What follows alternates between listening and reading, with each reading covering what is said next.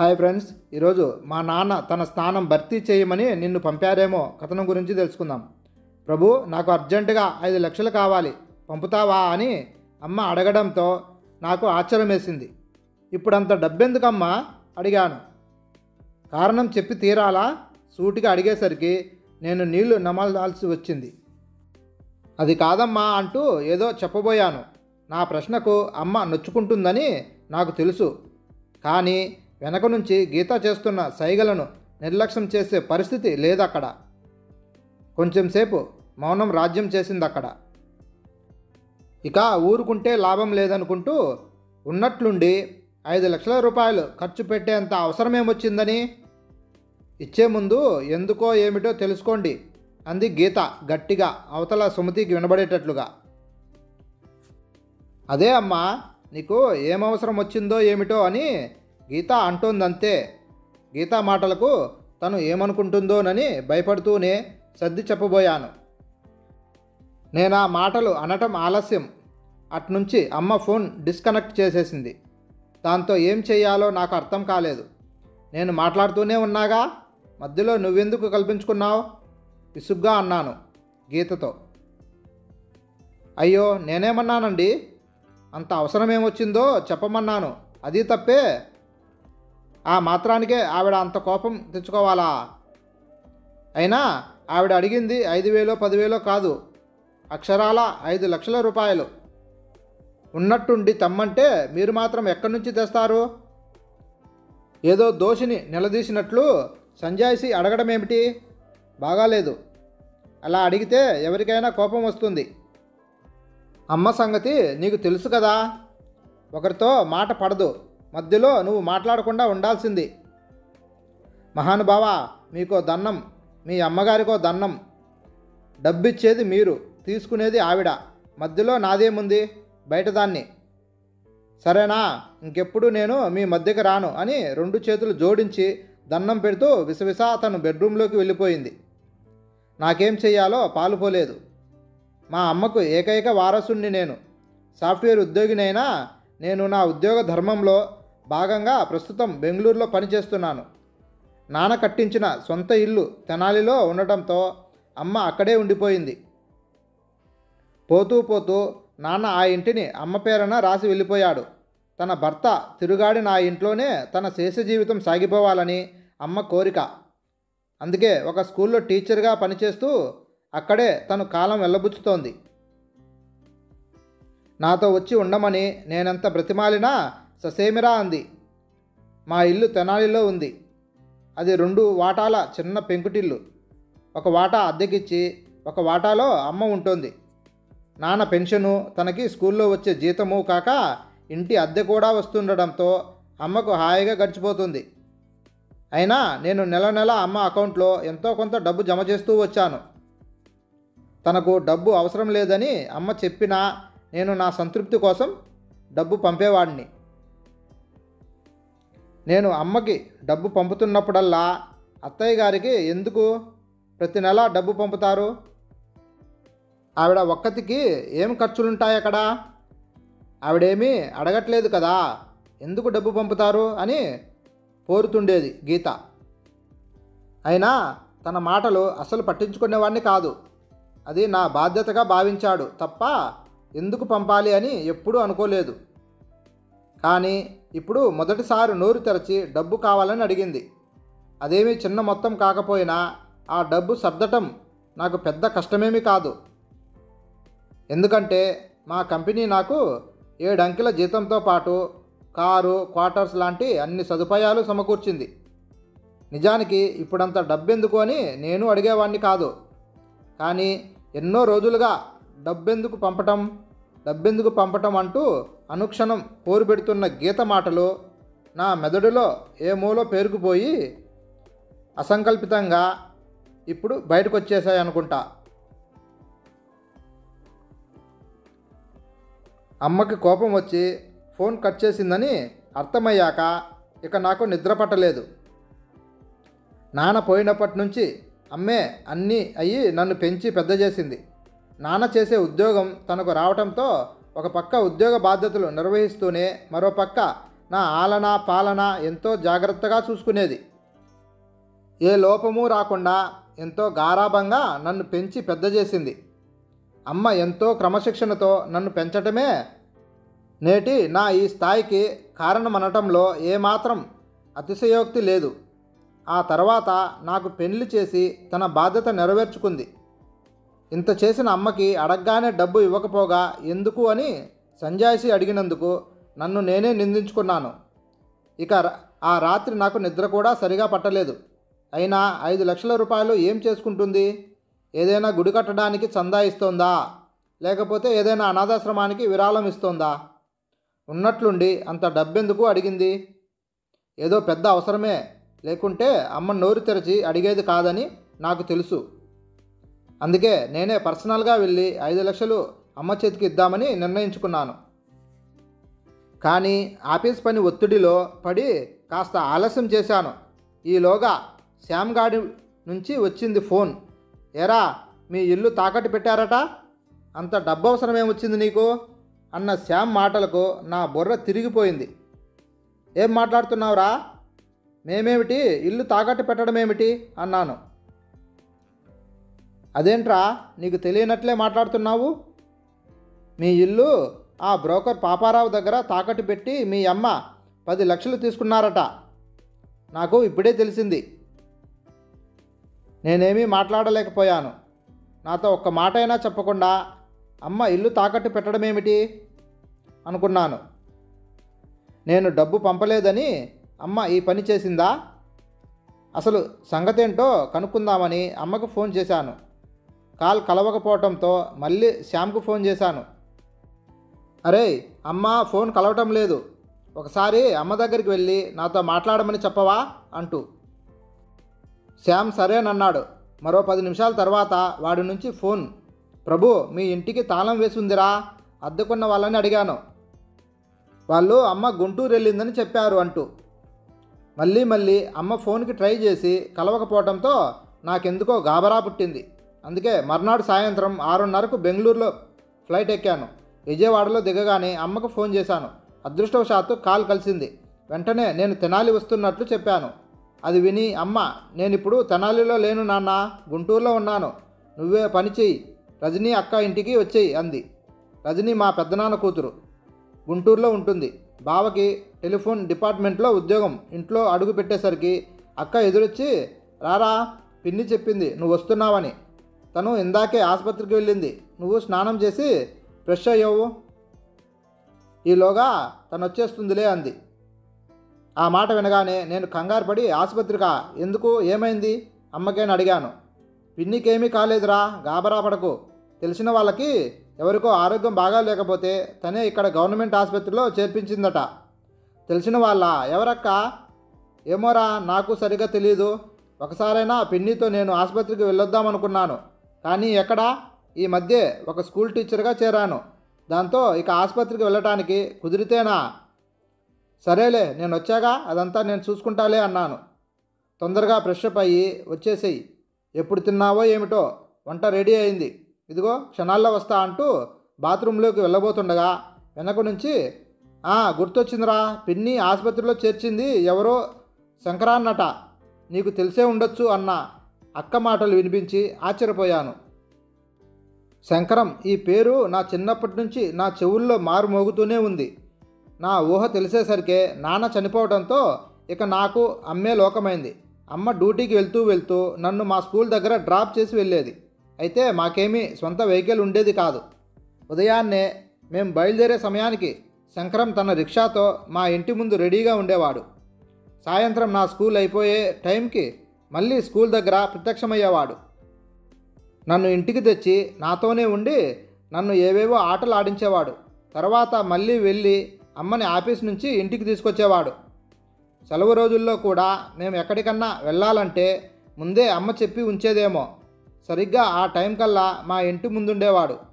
అప్పట్లో నాకు తెలియదు, కానీ అప్పుడు తలుచుకుంటుంటే అమ్మని చూడగానే వాడి ముఖంలో ఏదో తెలియని ఒక ఆనందం కనిపించేదని నాకు అనిపిస్తోంది. అప్పట్లో వాడిని చూడగానే నాకు చాలా సంతోషంగా ఉండేది. అయితే నాకు వయసు వచ్చే కొద్దీ వాడు మా ఇంటికి వస్తుంటే నాకు చిరాకుగా అనిపించడం మొదలుపెట్టసాగింది. నేను ఒకరోజు వాడిని ఒరేయ్ అని పిలిచాను.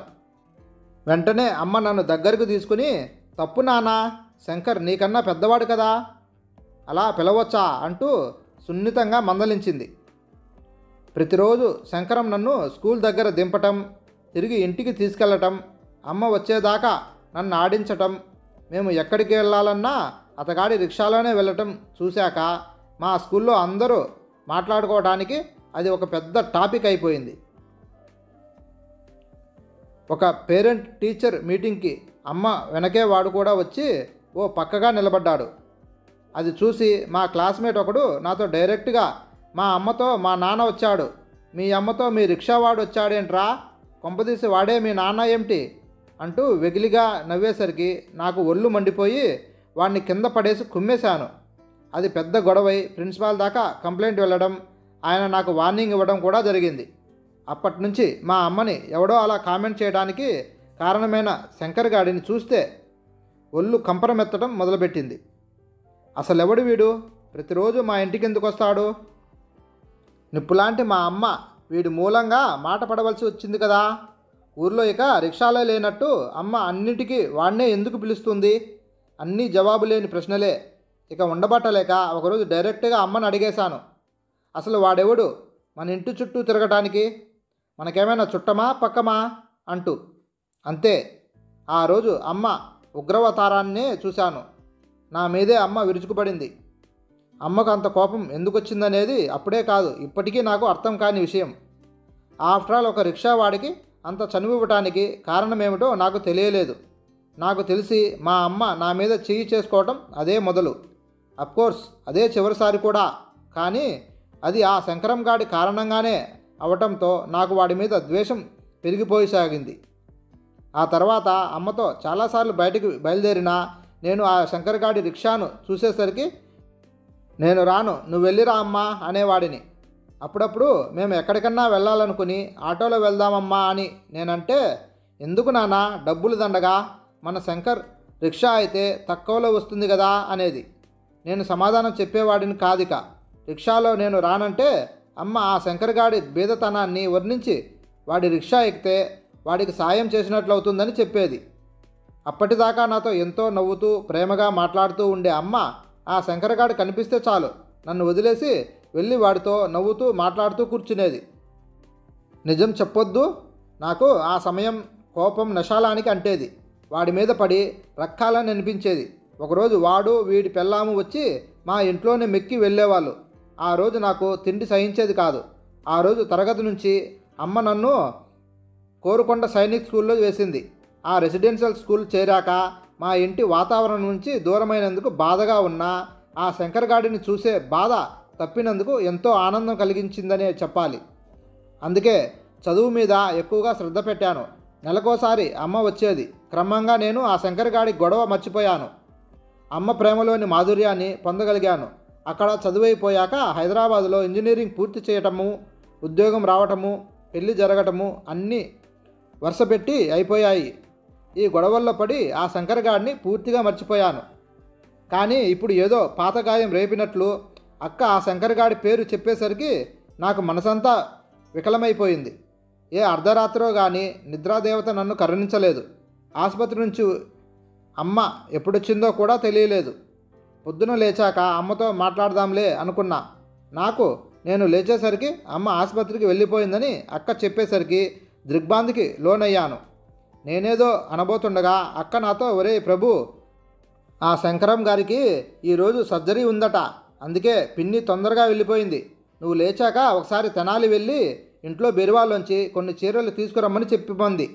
మొన్న ఆసుపత్రికి వచ్చే తొందరలో తెచ్చుకోలేదట. వెళ్ళి తొందరగా భోజనం టైం కల్లా వచ్చేసేయి. వెళ్ళేటప్పుడు ఇంటి తాళాలు తీసుకెళ్ళటం మర్చిపోకరోయ్ అని చెప్పింది. అంత దూరం నుంచి నేను పడి వస్తే అమ్మ నన్ను కనీసం పలకరించకపోవటం, దానికి ఆ శంకరగాడే కారణం కావటం చాలా బాధ అనిపించింది. ఒక రిక్షావాడి పాటి కూడా నేను చేయలేదా అనిపించి నా మనసు చివుక్కుమంది. అయినా నాలో మెదిలే భావాలు అక్కకు తెలియకుండా మేనేజ్ చేసి తెనాలి బయలుదేరాను. నేను వస్తున్నానని తెలిసి శ్యామ్ రైల్వే స్టేషన్కి వచ్చాడు. వాడి బైక్ మీద తన ఇంటికి తీసుకెళ్లాడు. ముందే చెప్పి ఉంచాడేమో. వాడి భార్య రుచికరమైన భోజనం తయారు చేసి సిద్ధంగా ఉంది. నేను వద్దన్నా ఇద్దరూ వినకుండా కొసరి కొసరి మరీ తినిపించారు. వారిద్దరి ఆతిథ్యంలో మాధుర్యానికి నేను ఎంతగానో పొంగిపోయాను. ఆ సంతోషంలో నా తాత్కాలికమైన బాధను మర్చిపోయాను. తర్వాత వాళ్ళ దగ్గర వీడ్కోలు తీసుకుని మా ఇంటికి వెళ్ళి అమ్మ చెప్పినట్లుగా చీరలు తీయటం కోసం బీరువా తెరిచాను. కాస్త మంచి చీరల్ని ఒక్కొక్కటి తీసి పక్కనున్న మంచం మీద పెట్టసాగాను. ఆ చీరలు తీస్తుంటే వాటి కింద ఏవో 4-5 బుక్స్ కనిపించాయి. అవేమిటా అనుకుంటూ వాటిని బయటకు తీశాను. తీరా చూస్తే అవి డైరీలు. ఎన్నాళ్ళ క్రితమో అన్నట్లుగా అవి చాలా పాతబడిపోయి ఉన్నాయి. వాటిని రాసింది మా నాన్న అని తెలుసుకొని నా గుండె వేగంగా కొట్టుకోసాగింది. ఆ డైరీలని అమ్మ నాన్న జ్ఞాపకంగా దాచుకున్నదని అర్థమైంది.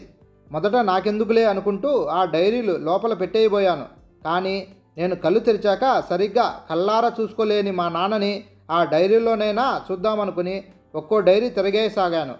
ఎంతో గుండ్రని అక్షరాలతో ఉన్న నాన్న చేతి వ్రాతని చూసి నాన్నని కల్లారా చూసినట్లే ఫీల్ అయ్యాను. ఆ డైరీల్లో ఒకచోట శంకర్గాడి పేరు కనిపించగానే ఆగిపోయి నాన్న వాడి గురించి ఏమి రాశారా అని ఉత్సుకతో చదవటం మొదలుపెట్టాను.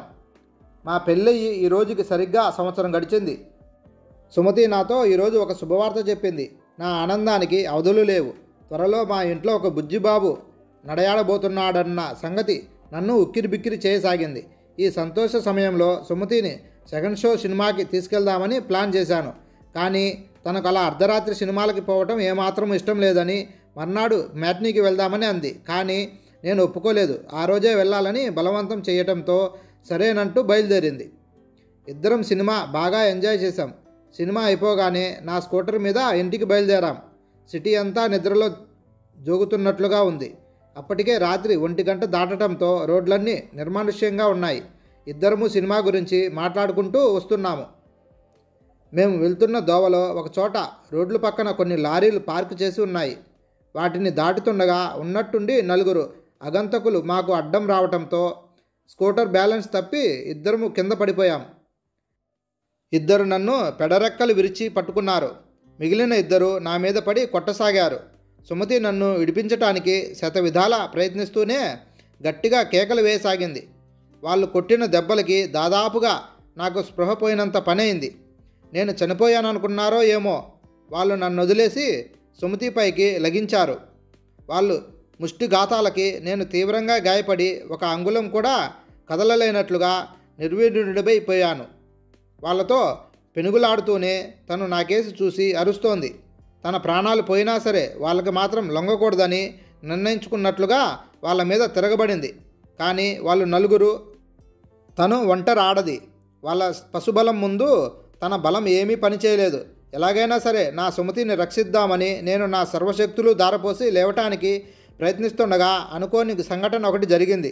ఉన్నట్లుండి ఎక్కడి నుంచి ఊడిపడ్డాడో తెలియదు కానీ ఒక యువకుడు వచ్చి ఆ 4 పైన దాడి చేశాడు. తన చేతిలోని ఇనుపరాడుతో వాళ్ళని ఇష్టమొచ్చినట్లుగా చితకబాదసాగాడు. ఒక్కొక్క దెబ్బకి వాళ్ళు ఆహాకారాలు చేస్తూ పగిలిన తలల నుండి రక్తం ఊడుతుండగా అక్కడి నుంచి పరారయ్యారు. దొంగనా కొడుకులు పారిపోయారు. లెగండమ్మా, మీకేమీ భయం లేదు అంటూ అతడు సుమతిని లేపి చెదిరిన చీరని తనకు చుట్టుపెట్టి నా దగ్గరికి తీసుకొచ్చాడు. వాళ్ళిద్దరూ కలిసి నన్ను ఆ పక్కనే ఉన్న రిక్షాలో ఎక్కించారు. సుమతి రిక్షాలో నన్ను పక్కనే కూర్చుని నా తలని తన ఒళ్ళో పెట్టుకుంది. అతను రిక్షా తొక్కుతూ మా ఇంటి దగ్గరలో ఉన్న ఆసుపత్రికి నన్ను చేర్చాడు. డాక్టర్ ప్రాథమిక చికిత్స చేసి మందులు రాసిచ్చి 2 రోజుల తర్వాత మళ్ళీ రమ్మని చెప్పాడు. ఇంటికి చేరగానే సుమతి ఒక్కసారిగా ఆ యువకుడి కాళ్ళ మీద పడిపోయి రోధించసాగింది. అతడు కంగారు పడ్డట్లుగా వెనక్కి తిరిగి, నాకు దండం పెడతారేంటమ్మా, నేను రిక్షా లాగి బతికేవాడిని, శానా చిన్నోడినమ్మా అన్నాడు. నువ్వు చిన్నవాడివి కాదు, మా పాలిట దేవుడివి. ఈరోజు నువ్వే వచ్చి కాపాడకపోతే మా జీవితాలు సర్వనాశనమైపోయేవి. 1000 జన్మలైనా నువ్వు చేసిన ఈ ఉపకారానికి బదులు తీర్చుకోలేము. చనిపోయిన మా నాన్న తన స్థానం భర్తీ చేయమని నిన్ను పంపారేమో. అందుకే ఈ రోజు నుంచి నువ్వే మా నాన్నవి అంటూ అతని పాదాలపై పడిపోయింది. నేను కూడా అతనికి చేతులు జోడించి నమస్కరించాను. తర్వాత అతడు మాటల్లో చెప్పాడు తన పేరు శంకరయ్య అని. తన గుడిసె ఆ దగ్గరలోనే ఉందని, ఆ మర్నాడు క్రితం రాత్రి నేను అక్కడ వదిలేసిన నా స్కూటర్ తీసుకొచ్చాడు శంకర్. ఇక దాన్ని వాడటం ఇష్టం లేక అమ్మకానికి పెట్టేశాను. అప్పటి నుంచి మేము ఎక్కడికి వెళ్ళాలన్నా శంకరయ్య రిక్షాలోనే వెళ్ళాలనుకుని ఆ సంగతి సుమతికి చెప్పాను. నా ప్రతిపాదనకు తను సంపూర్ణ ఆమోదాన్ని తెలిపింది. మా నాన్న స్వహస్తాలతో రాసింది చదివి నేను నిశ్చేష్టుడైపోయాను. ఎంతసేపు అలా కదలకుండా ఉండిపోయానో నాకే తెలీదు. చిన్నప్పటి నుంచి శంకరం గాడు అంటూ ఆ కారణంగా నేను ఎవరి మీదైతే ద్వేషం పెంచుకున్నానో ఆ శంకరం నిజంగానే ఒక గాడ్ అని తెలిసి వచ్చింది. అలాంటి దేవుడి కాళ్ళపై బడి క్షమాపణలు అడిగితే గాని నా పాపానికి నిష్కృతి లేదని అనుకుంటూ అక్కడి నుంచి లేచి మెల్లిగా మా తాతయ్యని కలవటం కోసం బయటికి నడిచాను. హాయ్ ఫ్రెండ్స్, ఈ కథ మీకు నచ్చినట్లయితే please like and subscribe friends.